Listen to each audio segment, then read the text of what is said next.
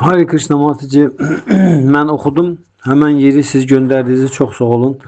Suala göre de bu inek meselesi çok ciddi meseledir. İnek oldukça mistik bir heyvandır. Biz bilirik bunu. Heç təsadüfi deyil. Görsən, Quran en uzun surəsidir. Adı Əl-Bəqərə inəkdir. Heç təsadüfi deyil ki, Krishna pastayan inəklərlə çəkilir hər yerdə. Krishna heç təsadüfi deyir ki, bu planetə gələndə də inək otaran idi. Heç təsadüfi deyil ki, Krishnanın ruhi dünyada, əbədiyyətdə planetin adı inəklər planetidir. Krishnanın. Goloka Vrindavan. Goloka, go inək deməkdir. Govyadina sözü de oradandır. Goloka, loka planet deməkdir. Go da inək, inəklər planeti. Krishnanın Allah Ali şəxsin əbədiyyətdə mərkəzi planeti. Bütün deməli mövcudiyyatın hamısının ruhi və maddi dünya mövcudiyyatının hamısının mərkəzi planetin adı Golokadır. Necə ki burada planetlər Günəşin ətrafında falan, bütün mövcudiyyat da o planet ətrafında adamısı. O planetin adı Golokadır, inəklər planeti. Heç təsadüfi deyil. İnək elə belə varlıq deyil. Baxmayaraq ki, indiki dövrün insanları həddindən artıq cahildirlər, cəhalətə qərq olublar. Elə peyğəmbərlər gələndə də insanlar cahil idilər həddindən artıq. Bu çox geniş bir mövzudur. Gərək mən bunun ətrafında uzun bir seminar verim. Necə insanlar uzaqlaşıblar, nə daxil Himalaydan, Hindistan ərazisindən uzaqlaşdıqca da cəhalət arta gedir. Ona görə Avropa, Amerika, Ərəbistan və bu tərəflər biz yaşayan yerlər hamısı cəhalətə qərq olmuşuq. Dəmir dövründə xüsusilə. İnək öldürüb onun ətini yeməklə. Çünki inəyin himayə olunması dini prinsipdir. Demonlarda demonik qüvvələr də bunları çox yaxşı bilirlər. Onlar bilirlər ki, nələrdir dini prinsiplərin dayağıdır. Ona görə də onların demonlar başlayırlar onları neyləməyə, onlara istiraf verməyə. Necə dəmir dövrü başlayanda indi biz birazdan mühazirələrimizdə onu danışacağıq. Dəmir dövrü başlayanda Kali, Kali Yuga, Kali dövrün mücəssəməsi Kali, yəni birinci neyini götür, dəyənəyi ta ağacı əlinə başlayır inəklərin, öküzlərin ayaqlarını sındırmağa. Sonra Brahmanları yoxa çıxardırlar, Brahmanlar qalmaya. Sonra qadınlardan fahişə düzəldirlər. Bildiğin sonra uşaqları abort elətdirirlər. Və s. Yəni bu demonlar da öz işini yaxşı bilirlər, bilirsiniz. Ona görə inək mistik bir heyvandır. Ən böyük mistikası ondan ibarətdir ki, inəyin bədənində bütün mələklər hamısı təmsil olurlar. İnəyin bədənində bütün mələklər hamısı təmsil olurlar. Və Quranda da danışan mələklərdir. Biz deyəndə orada Allah danışmır. Allah desə Allah biz deməz. Bhagavad Gita'da Krishna hər yerdə mən deyir. Allah danışa özü mən deyəcəkdir. Mənəm, mən oyam, mən buyam. Amma biz deyəndə bu demək ki, Tanrı danışmır da. Orada danışır, onlar danışır, Quranda danışan mələklərdir. Ona görə ki, Quran elmində çox hissəsi cənnət planetlərinə dəvət edir. Cənnət planetlərinə gəlmək üçün hansı cür olmaq lazımdır, onu təbliğ edirlər. Cənnət planetlərinə nə nəzarət edən mələklərdir. Allah deyil. Mələklərdir, bildiyiniz nə tərmin? Ora mələklərin məskənidir, cənnət planetləri. Demonik varlıqlarla da mələklərin arasında daima mövqe mübarizəsi gedir. Demonlar həmişə çalışırlar mələklərin əlindən o cənnət planetlərini alsınlar. Bu kainatda daha yaranışdan bu tərəfə gedən şeydir, mübarizədir. Bunu Krishna özü belə qoyubdur. Ona görə də inəyin bədənində, erkəyin də, dişisinin də bədənin müxtəlif hissələrində mən o şəkili tapsam sizə göndərəcəm. Onun şəkili sxematik şəkildə var ki, inəyin bədənin müxtəlif hissələrində hansı mələklərin mövqeləri vardır, təmsil edir. İnəyin bədəni elə bir ki, rəmzidir, başa düşürsünüz, rəmzi varlıqdır inək. Bütün mələkləri təmsil edir, bütün bir dənə inəyin bədənində.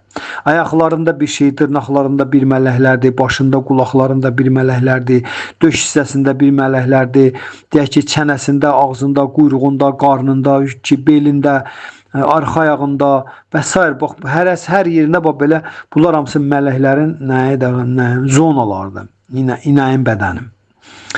Bu bizim bu dünyanın biz materialist, ateist insanların bizim dünyanın insanları tərəfindən dərk olunmayan bilik. Bu mistik bilikdir. Bunun için insan özünü dərk eləməlidir. Ruhi görmə qabiliyyəti inkişaf eləməlidir. Ona görə inək heç təsadüfi deyil ki, bütün planetin hər yerində saxlanılır inək. Bütün xalqlar inək saxlayırlar. İnək Krişnanın sevimli canlısıdır. Krişna burada olanda işi gücü ancaq inək otarmaq idi. Hətta indi də Krişna Goloka Vrindavanda ruhi dünyada işi inək otarmaqdır. İnək ondan belə çıxır ki, biz inəyi burada bu cür başa düşürük. İndiki dövrün düşkün insanları inəyi ancaq ət kimi görürlər. Südün sağırlar, sonra da ətini kəsib yeyirlər. Anasını öldürməyə bənzər. Veda fəlsəfəsi deyir ki, inəklə öküzü öldürmək öz atası ilə anasını öldürməyə bərabər günah kateqoriyasındadır və uyğun reaksiya gələcəkdir. Çünki öküz atadır, inək anadır. İnək həmin torpağın rəmzidir, həm də bütün mələklərin rəmzidir. Onların iradəsinin, onların təbiətinin, onların nə deyirlər, onların mövqeyinin mistik daşıyıcısıdır. Ona görə inəyin verdiyi 5 məhsul kainatın ən qiymətli məhsulu sayılır. İnəyin südü, yağı, qatığı, peyni, bir də sidiyim. Ona görə də heç təsadüfüdür ki, peyğəmbərlər də bunlar hamısı eyni bir iradənin təbliğatçılardılar da. Məsələn, peyğəmbərlər Veda biliyindən kənar şəxsiyyətlər deyirlər ki, kainat bir dənədir, Allah təkdir, mələklər eyni mələklərdir. Sadəcə olaraq tənəzzürə uğramış biz insanlar bu tərəflərdə. Yunanlar mələkləri bir cür adlandırırlar, ərəblər bir cür adlandırırlar, nə bilim ingilislər bir cür adlandırırlar, hərə ki bu parçalanmış xalqlarda özlərinin dili ilə.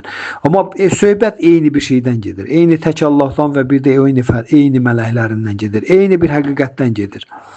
Bu həqiqətin də ən çılpaq variantı Bhagavad Gita'nın Şrimad Bhagavatam'dadır. Ən çılpaq bilən, necə deyirlər. Quranı bax görsən, oxuyursan ayələrini.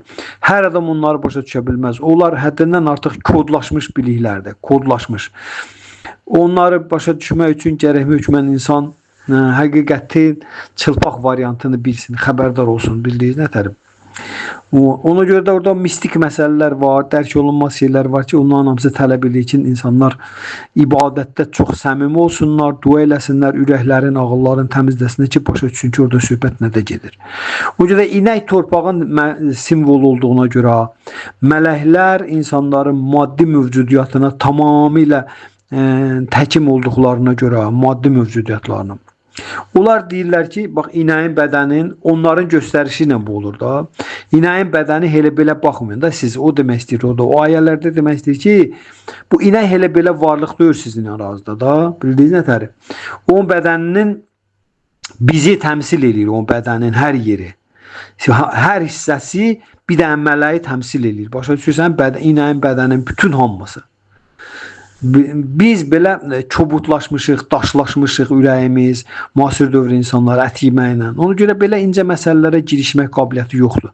Ancaq nəcibləşmiş, ruhiləşmiş dərrakə ağıl bu şeyləri başa düşə bilir.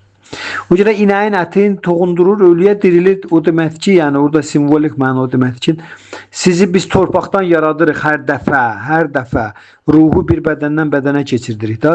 Diriltmək bu deməkdir, başa düşdün? Bir bədənə öldü, sonra bir də təzədən doğulur, dünya gəlir. Hardan gəlir? Torpaqdan gəlir də. Biz torpaqda elə bir şey yoxdur ki, biz ondan qidalanmırıq bədənimiz və o torpaqdan götürmürük. Yəni insan bədəninin yetişməsində, formalaşmasında, maddi bədəninin elə bir şey yoxdur ki, biz onu torpaqdan götürmürük. Razısan? Bəli. Bütün qida maddələrin mənbəyi torpaqdır. Torpaq da inəyin simvoludur. İnək torpağın simvoludur, rəmzidir. Başa düşdünüz nətər? Bunu mələklər bilirlər, bunu möminlər, müqəddəslər bilirlər. Adi sıravi insanlar bunu başa düşə bilməzlər. Bunu ancaq brahmanik düşüncə tərzi olanlar, Tanrının nurunu dərk eləyənlər, başa düşdünüz, ilahi biliyi, ruhi biliyi, transendental biliyin dərinliyinə gedənlər, dünyəvi bağlıqlardan azad olanlar, zahidlik eləyənlər, başa düşdünüz, bax bu belə şəxsiyyətlər bu məsələlərin o şuuraltı tərəflərini duya bilirlər. Orada şuuraltı söhbət gedir. Şuuraltından söhbət gedir. Bildiniz nətərim? Ona görə də onlar görsən orada deyir ki, beləcə də Allah ölüləri bu cür dirildir. Nətəri? Torpaq bədəndə, bədənimiz torpaqdan yalanır axı. Yəni ki, torpaq da inəkdir. İnək torpağın simvoludur. Öküz dinin simvoludur, rəmzidir. İnək də torpağın rəmzidir. Bildiniz? Torpağı təmsil edir. 4-cü nəğmənin Şrimad Bhagavatamda biz bunun üstünə gələcəyik. Elə bax bu saat oxuduğumuz Şrimad Bhagavatamın 1-ci nəğməsinin bu axırlarında da bunun üstünə gələcəyik. İnəklə öküzün söhbəti. Bu inək barəsində Şirmat Baqatamda yerli yataqlı bilik var. Bu məsələlərin üstündə biz gələcəyik. Mən onların hamısının ətraflı, onların o məsələlərin mistik tərəflərinin hamısını çalışacağım. Ustadın mərhəməti ilə açıqlayın, bildiniz. Ona görə də o inəyin ideyası onlara o deyir ki, yəni ki, bax beləcə biz yaradırıq, beləcə biz ölünü dirildirik. Beləcə siz ki başa düşəsiniz, dərk eləyəsiniz ki, hər şeyin arxasında bizim hakimiyyətimiz necə durubdur. Allahın hakimiyyəti bizim vasitəmizlə necə durubdur. Allahın hakimiyyəti bizim vasitəçiliyimizlə. Onlar biz deyirlər, mələklər də danışan. Quranda daha çox danışan mələklərdir. Biz deyirlər, biz. Siz düşünəsiniz bu şeylərin üstündə və bunlara qarşı düzgün münasibət inkişaf elətdirəsiniz. Düzgün münasibətli olasınız. Münasibətinizi düzgün qoyasınız. Yəni ki, biraz o necə deyirlər, Allahın dininə, imamların, peyğəmbərlərin gətirdiklərinə zidd hərəkətlərdən, zidd fikirlərdən, zidd sözlərdən, danışıqdan, nitqdən, əməllərdən çəkinəsiniz. Çünki bunların hamısının arxasında sizin dərk eləmədiyiniz məsələlər var. Sizin dərk eləmədiyiniz. Və amma siz gərək bunları dərk eləmək üçün özünüzü təmiz saxlayasınız ki, bunların dərinliyinə gedə biləsiniz. Yəni orada demək istəyir ki, siz hər şey sizin gördüyünüzlə kifayətlənmir. Hər şey sizin gördüyünüzlə, baxdığınızla, eşitdiyinizlə şeylənmir, məhdudlanmır. Biz insanlar həddindən artıq günahlı yaşayanda, indiki müasir dövr insanları. Ancaq gözün gördüyü, qulağın eşitdiyi, burnun iylədiyi, dilin, yəni hissləri ilə qavraya bildiklərini həqiqət bilib, elə gecə gündüz onlarla yaşayır, onlarla da ölüb gedir, düzdür? Amma orada deyir ki, sizin qulağınızın, gözünüzün, burnunuzun, bu fiziki bədəninizin gücü çatmayan, burada çox güclü, dərin mənalar var. Hər şey sizin gördüyünüz demək deyil, hər şey sizin eşitdiyiniz demək deyil. Çoxlu burada biliklər və dərin mənalar var ki, onları sizin gözləriniz, hissləriniz, ağlınızın dərrəkəsinin köməyi ilə dərk edə bilməzsiniz. Amma onlar vardır. Yəni niyə? Onlar vardır, o deməkdir ki, onların iradəsi ilə hər şey baş verir. Həmən o sizin dərk edə bilmədiyiniz mistik məsələlərin iradəsi ilə hər şey baş verir. Ona görə də mələklər insanları xeyirxahlıq qunasına dəvət edirlər. Cənnət planetlərinə yüksəlmək üçün, axı siz cənnətə gəlmək istəyirsiniz. Cənnət planetlərinə ehtiras və cəhalət qunası ilə getmək olmaz. Heyvan öldürüb onun ətini yeməyi ilə cənnət planetlərinə qalxa bilməzsiniz. O xeyirxahlıq qunası ilə qalxmaq olur. Xeyirxahlıq qunası demək ki, insan 9 bədənin 9 qapısını biliklə təmin eləməlidir ki, mən ruhan bədən deyiləm. Hə? Və xeyirxahlıq qunasına aid olan qidaları ağzından, qulağından, burnundan, gözündən içəri buraxmalıdır. Bax orada bax mən açıqlasam orada beləcə dərinə gedəcəm mən. Orada bax belə dərinlikdə biliklər var. Mələklər danışırlar insanlara ki, ey dili qafil, ey cahillər. Bildiniz, Musa Peyğəmbər də orada görsən deyir ki, Allah mən cahillikdən qorusun. Yəni bunlara deyir ki, siz cahilsiniz. Bildiniz, siz həddindən artıq cahilsiniz. Amma mən bu sözü deyirəm ki, mən bu sözü cahilliyimdən çıxış eləyib demirəm. Mən bu sözü Allahın göstərişi ilə deyirəm sizə. Yəni mən öz cahilliyimi bura qatışdırmamışam. Mən sadəcə onu dediyini sizə təkrar edirəm. Mənim cahilliyə qapılmağımla bilik çıxış eləyib sizə bilik vermirəm. Siz öz prizmazdan mənə baxırsınız. Yəni cahil insan qarşısındakını da cahil görür. Yaramaz insan qarşısındakını da yaramaz görür, bildiyiniz. Ona görə də bu Quranın, İncilin, Tövratın bilikləri cəhalətdə olan insanlar üçün çox çətindir onlara da girişmək. Çox çətin məsələdir. Çox çətin məsələdir. Ona görə də Çaytan İmam bu müasir dövrün insanlarına dedi ki, sizin heç birinizin dini sizin köməyinizə gələn deyil. Heç bir dininiz, nə Hinduizm, nə Buddizm, nə İslamizm, nə Xristianizm, heç biri sizin köməyinizə. Sizin köməyinizə yeganə gələn bir şey var, o da Tanrının müqəddəs adlarını tərənnüm eləməkdir. Vəssalam. Bundan başqa heç nədən sizə sözün əsl mənasında yardım gəlməyəcək. Nə Hinduizmin fəlsəfi kitablarından, ibadətindən, nə İslamizmin, nə Xristianizmin, başa düşdünüz. Ancaq Tanrının müqəddəs adlarını tərənnüm edənlər indi nəsə tapacaqlar. Həyatda nəyəsə nail olacaqlar indiki zamanda. Yerdə qalan heç kim. Yerdə qalan heç kim. Bu Krishnanın sözüdür. Dəmir dövrünün insanları üçün. O belə. Ona görə onların inəyi, məhz inəyi demək, keçini yox, donuzu yox falan. İnəyi demək o demək ki, inəklə öküz, inək torpağın rəmzidir, öküz də dinin rəmzidir. İnək anadır, süd verir. İnsan da südü içir, böyüyür. Öküz də atadır. Niyə? O qoşquya qoşurlar, şumluyur. Torpaq şumluyur. Sonra nəqliyyat vasitəsi kimi veş daşıyır. Müasir insanlar özlərindən avtomobil, maşın, texnologiya kəsb ediblər. Başa düşdünüz? Düşünləşiblər insanlar. Bu o qədər aktual, möhtəşəm bir mövzudur ki, bunun ətrafında gərək oturasan, xırda-xırda, incəliyə-incəliyə gələsiniz. Başa düşdünüz? İndi sizə mən danışıram da, mənim danışdıqlarım ümumi fikirlərdir. Mən sizə bir ümumi cavab verdim. Mənim bu dediklərimin də hamısının xırdalanmağa ehtiyac var. Başa düşdünüz? Ona görə məhz inəyin deməyi elə belə məsələdir ki, inək müqəddəs heyvandır. İnək mələklərin nümayəndəsidir burada. Onun bədəninin hər santimetri mələkləri təmsil eləyir. Mən o şəkili sizə tapsam göndərəcəm. Onun sxematik şəkili də var. İnəyin bədəninin hansı yeri, hansı mələyi təmsil eləyir. Bildiniz? Həm də inək bizim yer kürəsi deməkdir. Yer kürəsi inəkdir. Bizim yer kürəsi kainatda mələklərin yığıncağı olanda bizim yer kürəsi çevrilir inək formasına, gedir oturur o yığıncaqda iştirak edir.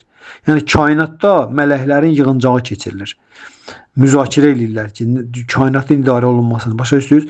O yığıncağa bizim planeti təmsil edir inək formasında. Bizim planet inək formasında inək kimi gedir orada oturur. Həmən dəqiqə mələklər görürlər ki, bu yer planetidir.